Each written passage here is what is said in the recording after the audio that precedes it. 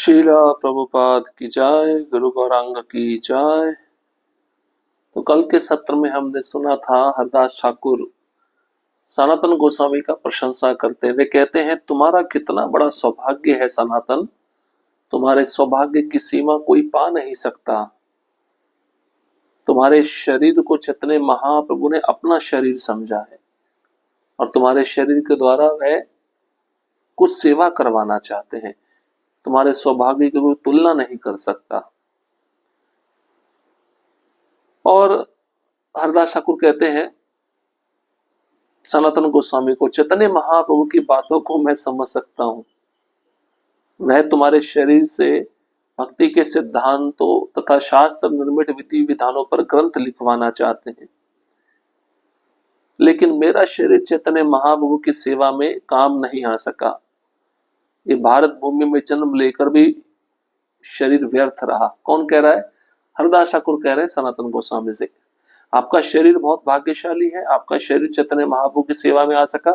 मेरा शरीर इतना भाग्यशाली नहीं रहा क्योंकि वो सेवा में नहीं आ रहा चैतन्य महाप्रभु की।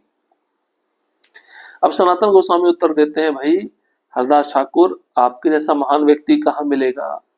आप तो महाप्रभु के संगियों में से एक हैं, आप मुझसे भी ज्यादा अधिक भाग्यशाली हैं। कैसे भाग्यशाली? चैतन्य महाप्रभु तो जिस उद्देश्य के लिए प्रकट हुए, नाम कीर्तन, उसका महत्व बताने के लिए महाप्रभु इस कलयुग में आए, आप तो उस नाम की महिमा पहले से ही गा रहे हैं और नित्य 3 लाख नाम का आप जप करते हैं। आपने नाम की महत्ता के विषय में पहले ही बतला दिया है। तो कुछ लोग अच्छा आचरण करते हैं लेकिन प्रचार नहीं करते, कुछ लोग प्रचार करते हैं लेकिन अच्छा आचरण नहीं करते। तो सनातन गोस्वामी हरदास ठाकुर को कहते हैं, आपके अंदर आचरण भी है और आपके अंदर प्रचार भी है, आप ही जगत गुरु बनने के योग्य हैं। भक्त का शरीर कभी भी भौतिक नहीं होता। अगले दिन श्री चैतन्य महाप्रभु हरदास ठाकुर तथा सनातन गोस्वामी से मिलने गए। हरदास ठाकुर ने श्री चैतन्य महाप्रभु के चरण कमलों पर नमस्कार किया और महाप्रभु ने प्रेमावेश में उनका आलिंगन किया। सनातन गोस्वामी ने दूर से ही नमस्कार तथा दंडवत किया, किंतु श्री चैतन्य महाप्रभु ने उनको आलिंगन करने के लिए बारंबार पास बुलाया। अपराध करने के भय से सनातन गोस्वामी श्री चैतन्य महाप्रभु से मिलने आगे नहीं आए, किंतु महाप्रभु उनसे मिलने आगे बढ़े। सनातन गोस्वामी पीछे हट गए, किंतु श्री चैतन्य महाप्रभु ने उन्हें बलपूर्वक पकड़ लिया और उनका आलिंगन कर लिया। महाप्रभु दोनों को अपने साथ लेकर एक पवित्र स्थान पर बैठ गए।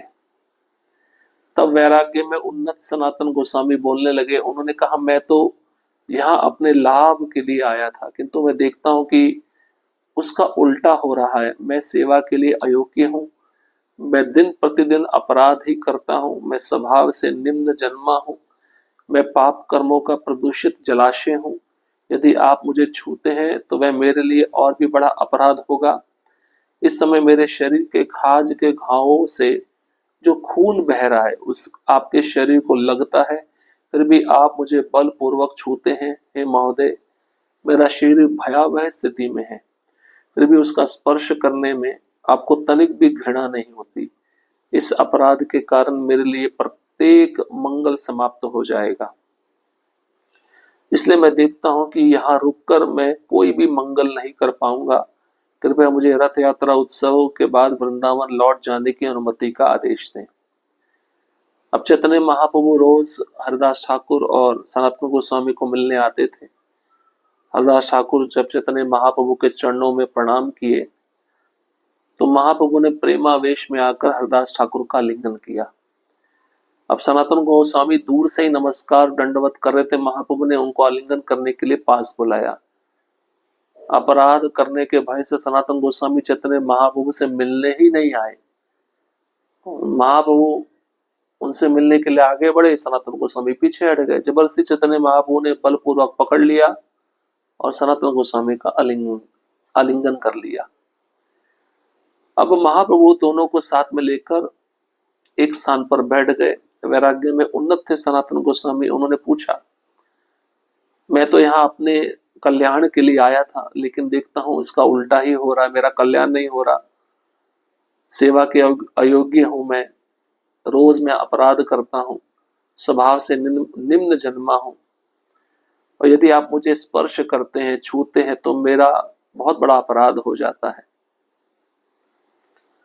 इस समय मेरा शरीर अच्छा नहीं है, खाज के घाव से जो मुझे खुजली होती है उससे खून बहता है, और वह खून जब आपके शरीर को लगता है आलिंगन करने पर, तो मुझे तनिक भी अच्छा नहीं लगता, मेरे द्वारा आपके चरणों में और अपराध हो जाता है।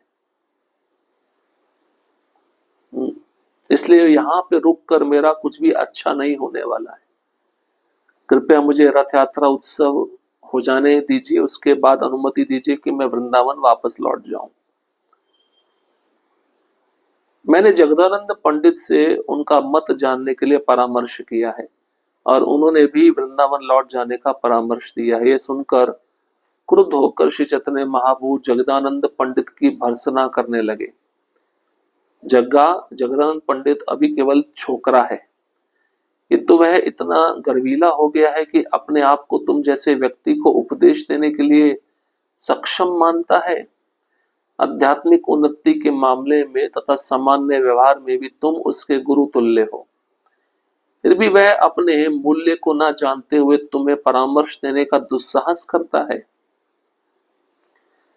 तो सनातन गोस्वामी ने कहा कि जगदानंद पंडित से भी मैंने परामर्श लिया, उन्होंने भी कहा है रथ यात्रा हो जाए, आप वापस वृंदावन लौट जाओ। ये सुनकर चैतन्य महाप्रभु क्रोधित हो गए और कहने लगे, ये तो छोकरा है, अभी इतना गर्व हो गया इसको कि ये तुमको उपदेश दे रहा है।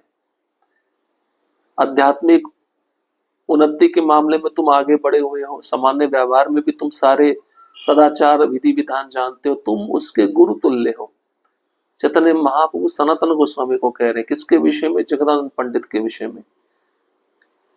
फिर भी वह अपने मूल्य को न जानते हुए तुम्हें परामर्श देता है। इतना दुस्साहस उसके अंदर कैसे आ गया?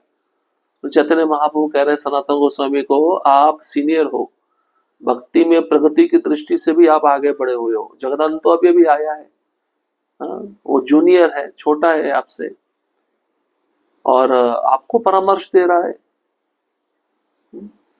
इतना दुस्साहस, इतना हिम्मत उसके अंदर आया कैसे? हे प्रिय सनातन, तुम तो मेरे सलाहकार जैसे हो, जो कि तुम प्रामाणिक व्यक्ति हो, किंतु जग्गा तुमको उपदेश देना चाहता है। जग्गा मतलब जगदानंद पंडित। यह तो एक शरारती बालक की दृष्टता ही है। जब श्री चैतन्य महाप्रभु इस तरह जगदानंद पंडित को डांट रहे थे, तो सनातन गोस्वामी महाप्रभु के चरणों पर गिर पड़े और बोले, मैं अब जगदानंद के सौभाग्य को समझ पाया, मैं अपने दुर्भाग्य को भी समझ गया। इस जगत में जगदानंद के समान भाग्यशाली कोई नहीं है।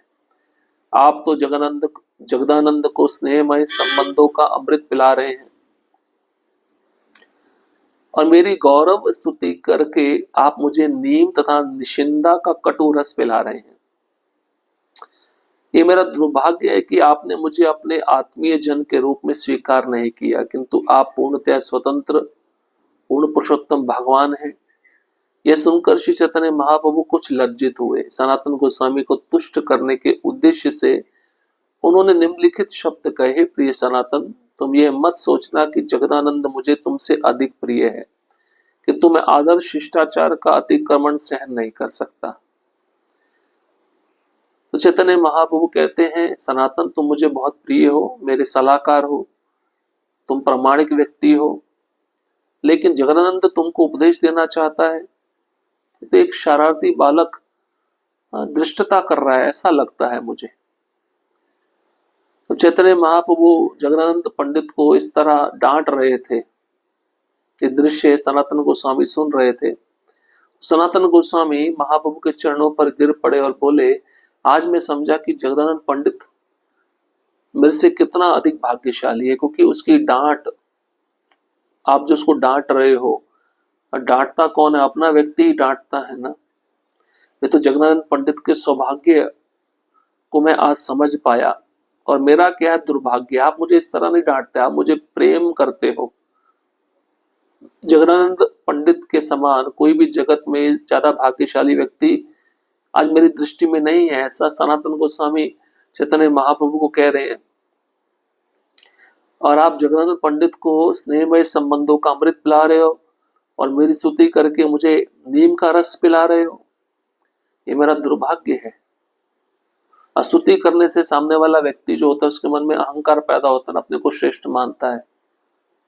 तो ऐसा सनातन गोस्वामी कह रहे आप मेरी स्तुति कर रहे हो, मुझे ऐसा लग रहा है आप नीम का रस पिला रहे हो, और जगन्नाथ पंडित को डांट रहे हो, इसका मतलब आप उसको अमृत का रस पिला रहे हो। लेकिन आप पूर्णतः स्वतंत्र हैं, पूर्ण पुरुषोत्तम भगवान हैं। अब ये बात जब चैतन्य महाप्रभु सुने तो उनको कुछ लज्जा आ गई। सनातन गोस्वामी को तुष्ट करने के लिए चैतन्य महाप्रभु ने कहा तुम ये मत सोचना कि जगदानंद मुझे तुमसे ज्यादा प्रिय है, किंतु जो शिष्टाचार होता है, कैसे एक छोटे को बड़े के साथ व्यवहार करना चाहिए, जब कोई छोटा भक्त बड़े भक्त के साथ अतिक्रमण करता है, दुर्व्यवहार करता है, उसको मैं सहन नहीं कर सकता, ऐसा चैतन्य महाप्रभु कह रहे हैं। तुम शास्त्रों के अनुभवी विद्वान हो, जबकि जगदानंद केवल एक युवा बालक है। तुम में मुझ तक को प्रभावित करने की शक्ति है। तुम पहले ही कई स्थानों पर मुझे अपने सामान्य व्यवहार तथा भक्ति के विषय में समझा चुके हो। जगदानंद का तुम्हें उपदेश देना मुझे असह्य है, इसलिए मैं उसकी भर्त्सना कर रहा हूं। मैं तुम्हारी प्रशंसा इसलिए नहीं करता क्योंकि मैं तुम्हें अपने घनिष्ठ संबंधों से बाहर मानता हूं, अपितु इसलिए कि तुम वास्तव में इतने योग्य हो कि लोगों को तुम्हारे गुणों की प्रशंसा करने के लिए बाध्य होना पड़ता है। यद्यपि एक व्यक्ति का कई व्यक्तियों से स्नेह होता है, किंतु उनके निजी संबंधों के स्वभाव के अनुसार विभिन्न प्रकार के प्रेमों का उदय होता है। तुम अपने शरीर को भीभत्स मानते हो, किंतु मैं सोचता हूं कि तुम्हारा शरीर अमृत के समान है। वस्तुतः तुम्हारा शरीर दिव्य है, भौतिक नहीं है, किंतु तुम इसे भौतिक बुद्धि से सोच रहे हो। यदि तुम्हारा शरीर भौतिक होता तो भी मैं उसकी उपेक्षा ना कर पाता, क्योंकि भौतिक शरीर को ना तो अच्छा मानना चाहिए ना बुरा। कृष्ण से संबंध ना रखने वाली जिस भी वस्तु की अनुभूति की जाती हो उसे माया समझना चाहिए। शब्दों द्वारा उच्चारित या मन में अनुभव किए गए एक भी ब्रह्म यथार्थ नहीं होते।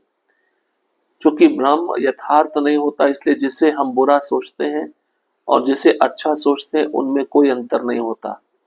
जब हम परम सत्य की बात करते हैं तो ऐसी कल्पनाएं लागू नहीं होती। अब चैतन्य महाप्रभु कहते हैं सनातन गोस्वामी को, आप तो शास्त्रों में बहुत निपुण हो, विद्वान हो। जगदानंद केवल युवा बालक है। सनातन तुम तो मुझे प्रभावित कर सकते हो, प्रभावित करने की तुम में शक्ति है, और तुम पहले ही कई स्थानों पर मुझे अपने सामान्य व्यवहार तथा भक्ति के विषय में समझा चुके हो। जगदानंद का तुम्हें उपदेश देना मुझे अच्छा नहीं लगा, इसलिए मैं जगदानंद की भर्त्सना कर रहा हूं।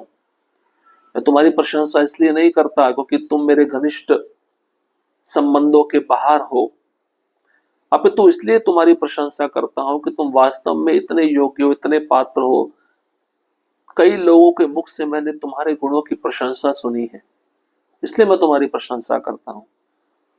और एक व्यक्ति का कई व्यक्तियों से स्नेह होता है, किंतु उनके निजी संबंधों के स्वभाव के अनुसार विभिन्न प्रकार के प्रेमों का उदय होता है। और तुम अपने शरीर को अच्छा नहीं मानते हो, लेकिन मैं सोचता हूं तुम्हारा शरीर अमृत के समान है।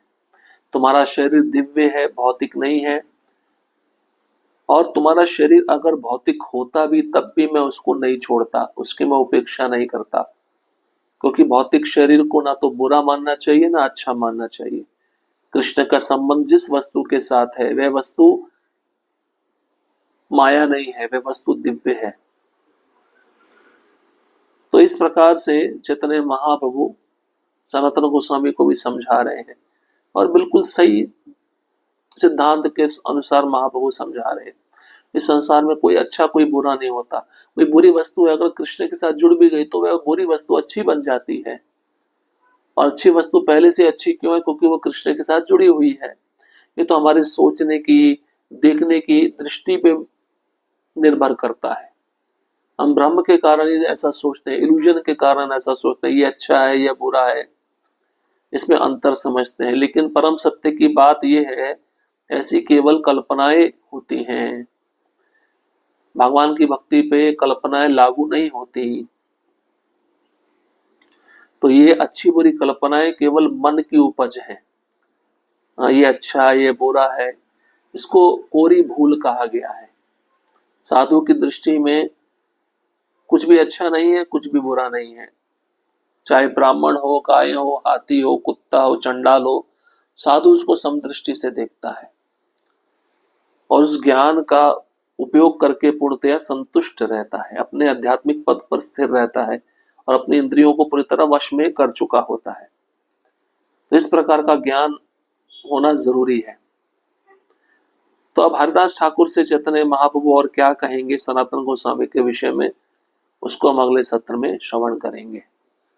हरे कृष्णा कृष्ण कृष्ण हरे हरे, हरे राम राम राम हरे हरे।